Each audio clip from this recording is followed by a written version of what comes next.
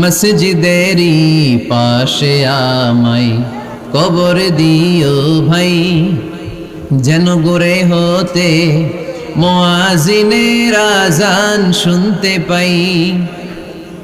আমার গুরের পাশে দিয়ে ভাই নামাজিরা যাবে, পবিত্র সেই পায়ের ধ্বনি এ বান্দা শুনতে পাবে। মরে যাওয়ার পরে তার কবরে পৌঁছতে থাকে। ইন্না মিম্মা ইয়ালহাকুল মুমিন মিন হাসানাতিহি বা'দা মাউতিহি, মানুষ মরে যাওয়ার পরেও যে 7টা জিনিস তার কবরে পৌঁছায় তার মধ্যে একটা হচ্ছে মসজিদান বানাহু, সে যে মসজিদ বানিয়ে গিয়েছে ওই মসজিদের সওয়াব। সুবহানাল্লাহ পড়েন। আপনি টাকা দিয়ে মসজিদ বানিয়ে দিলেন, ওই মসজিদে মুসল্লিরা নামাজ পড়ে, রোজাদাররা এসে ওখানে ইফতার খায়, তাহাজ্জুদ আদায়কারীরা তাহাজ্জুদ পড়ে, তাদের সওয়াবের কমতি হবে না, কিন্তু তাদের সওয়াবের একটা পার্সেন্টেজ সওয়াব যে ব্যক্তি মসজিদ বানালো তার আমলনামায় আল্লাহ ঢুকিয়ে দেয়। সুবহানাল্লাহ বলতে পারলেন না?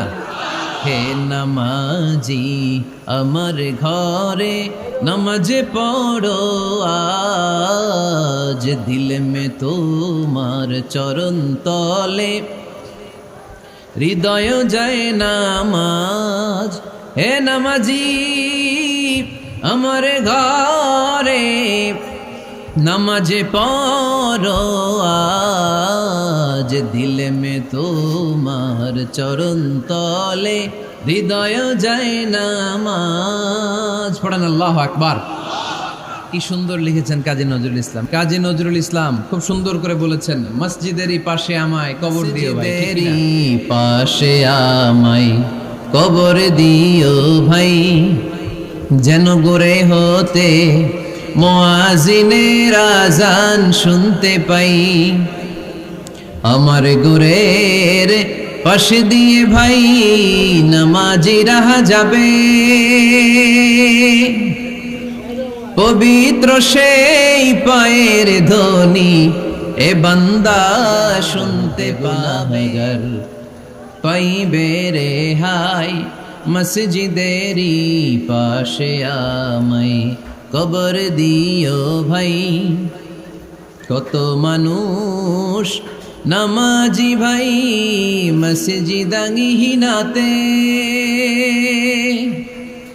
আল্লাহর নামের জিকির করে লুকিয়ে গভীর রাতে। আমি তাদের সাথে ওই আল্লাহর নাম জপতে চাই, আল্লাহর নাম জপতে চাই। পড়েন সবাই, মসজিদেরই পাশে আমায় কবর দিও ভাই, যেন গড়ে হতেও মুয়াজ্জিনের আযান শুনতে পাই। চিল্লায় পড়তে হবে আমিন।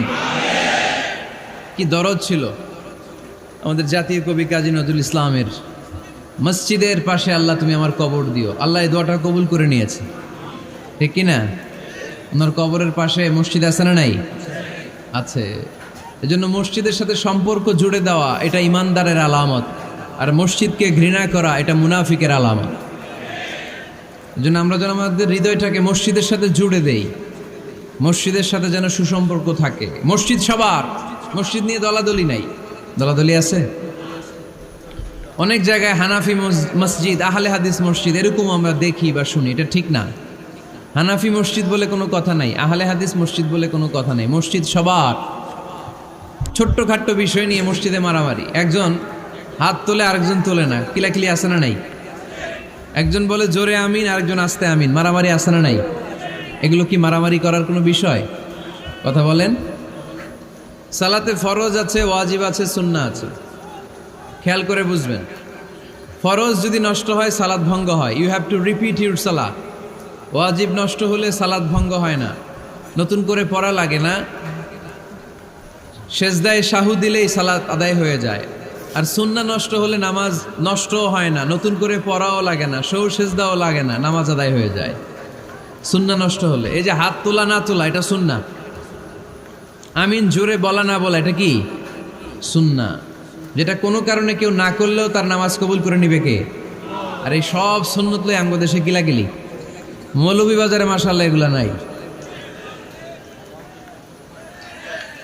এখানেও আছে। এগুলোর অবসান ঘটুক, আমরা চাই কি চাই না? আর কত এই ছোটখাটো বিষয় নিয়ে আমরা এই বিভেদের প্রাচীর আর দেয়ালকে উঁচু করব আমাদের মাঝখানে? কবে আমরা ঐক্যের সিন্ডিকেট করব? কবে? আর কবে সাদা মনের মানুষ হব? কবে? আর কত? অনেক হয়েছে, আর না, এবার থামেন। বিভেদের প্রাচীরকে ভেঙে চুড়িয়ে দেন। ঐক্যের এমন সিন্ডিকেট গড়তে হবে যাতে কোনো অপশক্তি এই ঐক্যকে ভাঙতে না পারে, বানচাল করতে না পারে। চিল্লায় বলেন ঠিক কিনা?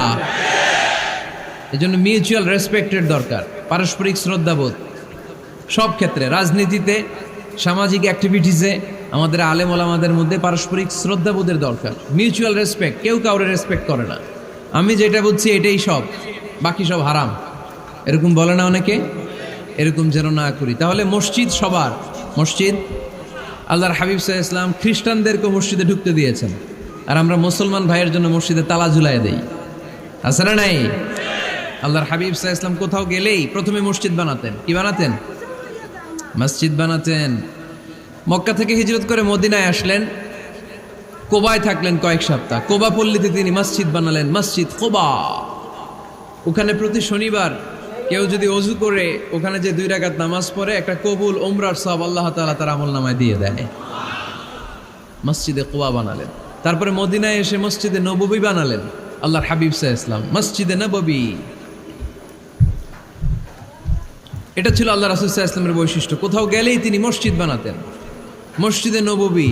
হায় রে, এখন তো কত সুন্দর মসজিদ আমরা দেখি, আমরা যে সালাত পড়ি। আল্লাহর হাবিব সাল্লাল্লাহু আলাইহি সাল্লামের সময় মসজিদে নববী কি এরকম ছিল? কথা বলেন। ফ্লোর ছিল বালুর ফ্লোর। কিসের ফ্লোর? আমাদের মসজিদের ফ্লোর কিসের? টাইলস। আর আল্লাহ রাসূল সাল্লাল্লাহু আলাইহি ওয়াসাল্লামের মসজিদে নববীর ফ্লোর কিসের? কথা বলে না তো, আওয়াজ করে উত্তর দেন না কেন? কষ্ট হচ্ছে? দুপুরে খাইছেন না সবাই? কেন খান নাই কেন?